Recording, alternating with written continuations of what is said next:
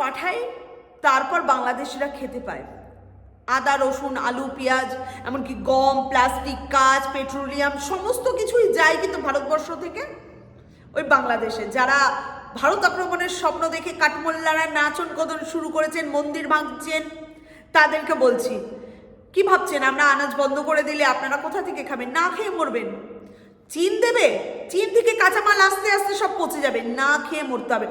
Already আপনারা দেখে নিয়েছেন যে ভারতবর্ষের জাতীয় পতাকাকে অবমাননা করার জন্য আজকে ভারতবর্ষের বিভিন্ন জায়গা থেকে বাংলাদেশিদের বয়কট করা হয়েছে। আপনাদের মতো জিহাদি মোল্লাদেরকে বয়কট করা হয়েছে।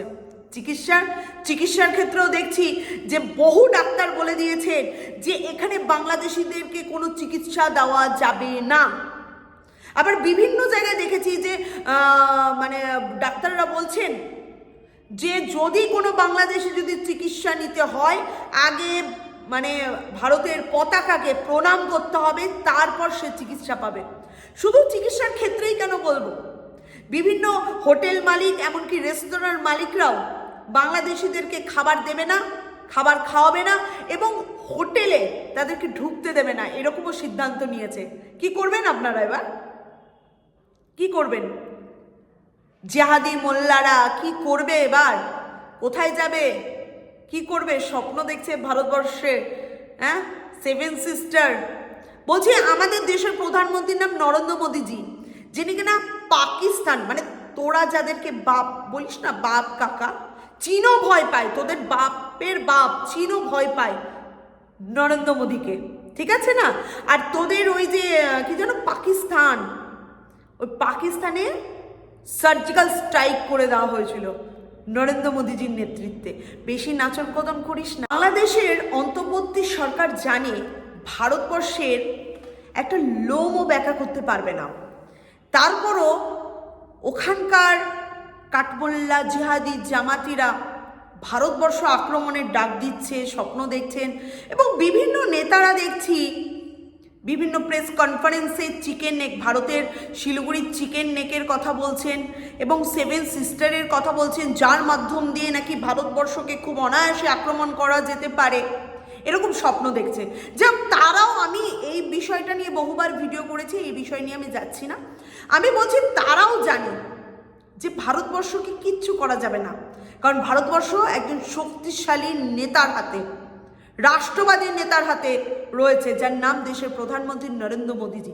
কিচ্ছু করতে পারবে না তারা জানে। কিন্তু প্রশ্ন হলো তারপরও কেন তারা এইভাবে বলছে বা মিডিয়ার সামনে ভারত বিদ্বেষী কার্যকলাপ করছে বা ওখানকার হিন্দুদেরকে নিপীড়ন করছে, মন্দির ভাঙছে, মসজিদ মানে মন্দির ভেঙে মসজিদ গড়ার কথা বলছে? কেন করছে? তার কারণ ভারতবর্ষের একটা অশান্তির বাতাবরণ তৈরি করা। একমাত্র কারণ হচ্ছে ওখানকার মানে জামাতিদের একমাত্র, কাঠমোল্লাদের একমাত্র, বা ইউনূস সরকার বলতে পারে, তার একমাত্র উদ্দেশ্যই হচ্ছে ভারতবর্ষকে অশান্ত করা। কারণ তারা জানে ভারতবর্ষ চাইলে তারা না খেতে পেয়ে মরতে পারে, কারণ বিভিন্ন কাঁচামাল,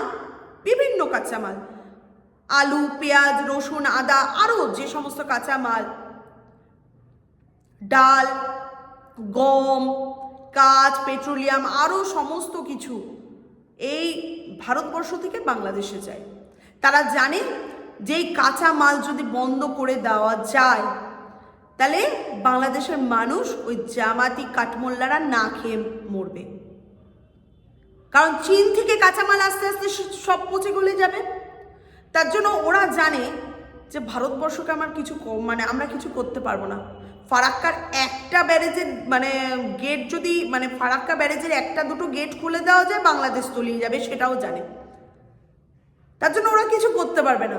কিন্তু ওরা তলে তলে কিন্তু ভারতবর্ষকে ক্ষতি করছে বা ভারতবর্ষকে ক্ষতি করার প্রয়াস চালাচ্ছে, আর সেটা অনেকটা সফল। হ্যাঁ, আপনারা ভাবতে পারেন যে কিভাবে আমি এই কথা বলছি। দেখুন, আজকে আমাদের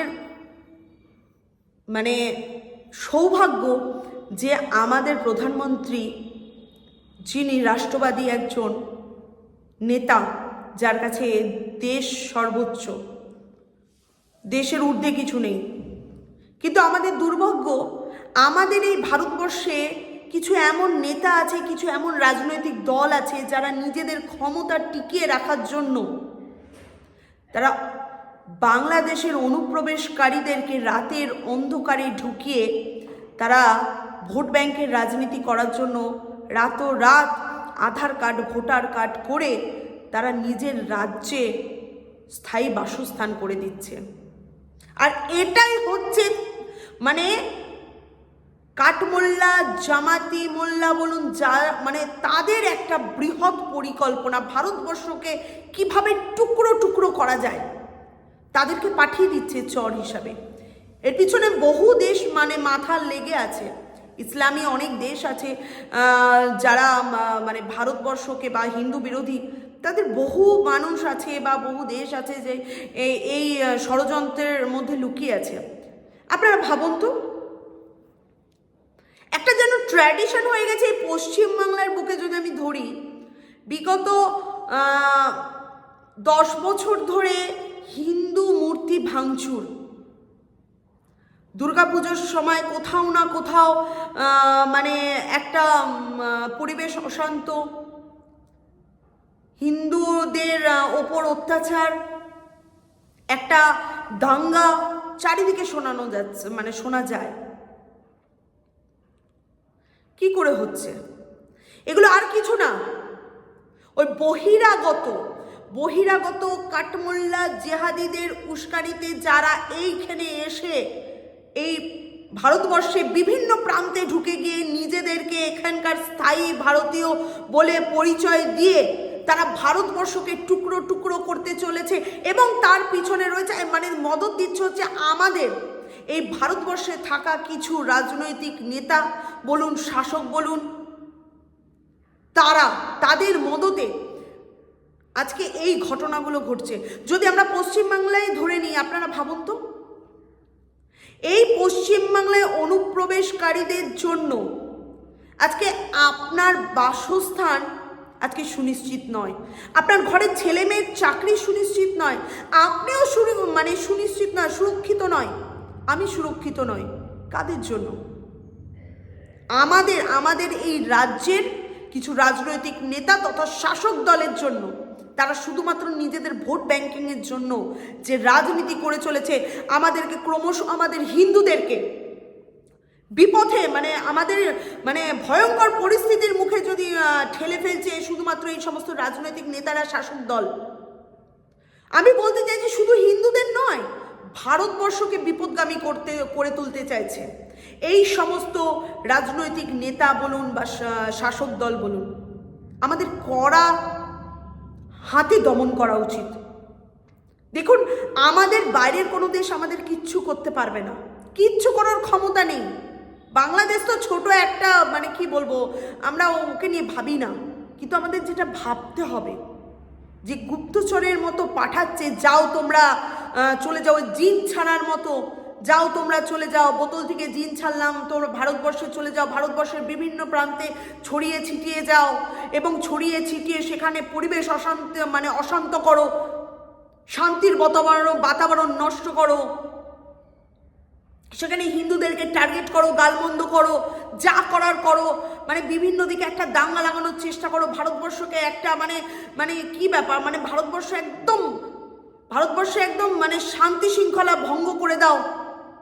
এই যে যারা করছে, তাদের একটাই উপায়, মানে তাদের থেকে বাঁচার একটাই উপায়, আগে এই সমস্ত শাসক দল বা নেতাদের চিহ্নিত করুন এবং জনতা জনার্দন আপনাদেরকেই বলছি, আপনাদের হাতেই সব থাকে। ছুঁড়ে ফেলুন যারা এই ভারতে থেকে, যারা আপনার আমার সর্বোপরি দেশের ক্ষতি করছে, নিজেদের ভোট ব্যাংকের রাজনীতির জন্য ছুঁড়ে ফেলে দিন। এবং আমাদের ভারতবর্ষকে যে স্বপ্ন আপনার আমার এবং সর্বোপরি দেশের প্রধানমন্ত্রী দেখেন, যে ভারতবর্ষ সবার ওপরে থাকবে দেশের, সেই স্বপ্ন আসুন আমরা